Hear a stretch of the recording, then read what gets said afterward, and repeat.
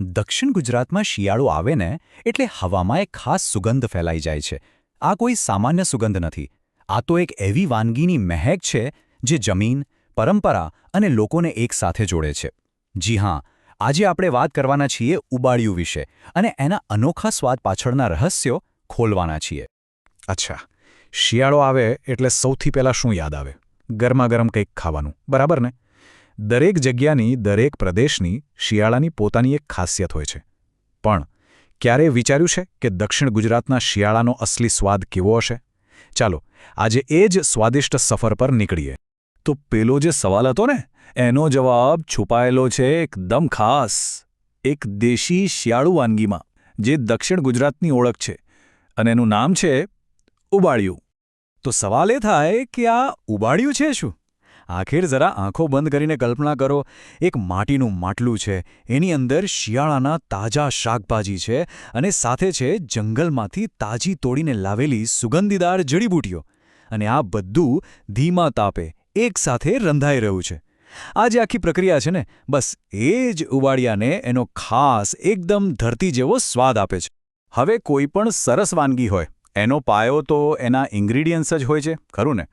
તો ચાલો આપણે પણ જોઈએ કે ઉબાડિયાના સ્વાદનો જે આખો મિનારો છે એ કયા શાકભાજીના પાયા પર ટકેલો છે. શિયાળાની ઠંડીમાં આપણને જમીનમાંથી જે મળે, બસ એ જ છે ઉબાડિયાનો મુખ્ય આધાર.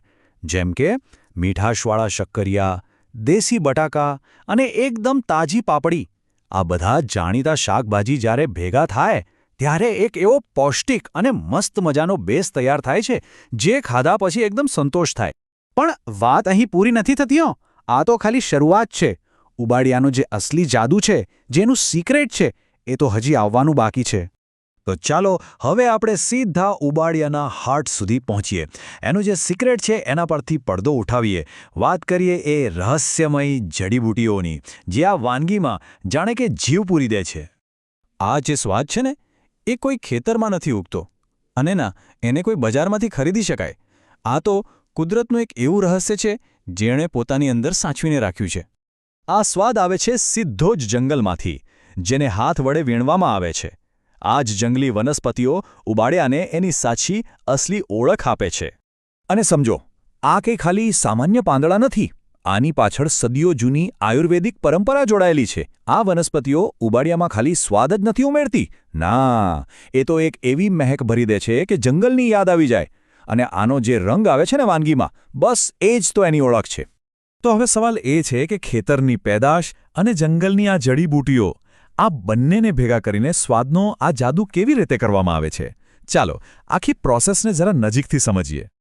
આ છે ને એકદમ એક કળા જેવું કામ છે. સૌથી પહેલાં તો શિંગદાણા અને બીજા મસાલા નાખીને એકદમ સુગંધિત પેસ્ટ બને. પછી એક એક શાકભાજીને આ મસાલાથી સરસ રીતે કોટ કરવામાં આવે છે, અને છેલ્લે માટલાની અંદર શાકભાજી અને પેલી જંગલી વનસ્પતિઓના લેયર્સ ગોઠવાય. બસ પછી એને ધીમા તાપે પોતાની રીતે જ રંધાવા દેવામાં આવે છે.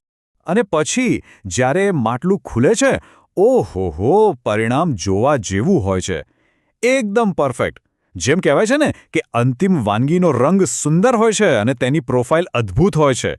ખરેખર એનો રંગ એટલો સુંદર અને સ્વાદ એટલો લાજવાબ હોય છે ને કે બસ, આ ખાલી ભોજન નથી, આ તો સ્વાદ અને સુગંધનો એવો અનુભવ છે જે હંમેશા માટે યાદ રહી જાય. પણ ખબર છે, આટલી મહેનત પછી જે તૈયાર થાય છે ને, એ ખાલી એક વાનગી નથી. ઉબાડિયું એનાથી ઘણું વધારે છે. ચલો હવે આના સાચા મતલબને, એના સારને સમજીએ. જો ઉબાડિયું એક એવી વાનગી છે જે લોકોને સીધા એમની જમીન સાથે જોડે છે, એમની પરંપરા સાથે જોડે છે, અને સૌથી મોટી વાત, એકબીજા સાથે જોડે છે. આ તો શિયાળાની ઠંડી રાત્રે તાપણાની આજુબાજુ બેસીને વાતો કરતા કરતા, હસતા રમતા સાથે મળીને જમવાનો એક મોકો છે, એક ઉત્સવ છે. તો આ હતી ઉબાડિયાની આખી સુગંધિત કહાની. સાચી વાત છે ને કે દરેક પ્રદેશની માટીની પોતાની એક અલગ જ મહેક હોય છે, અને એ મહેક ત્યાંની વાનગીઓમાં જીવંત થઈ ઉઠે છે.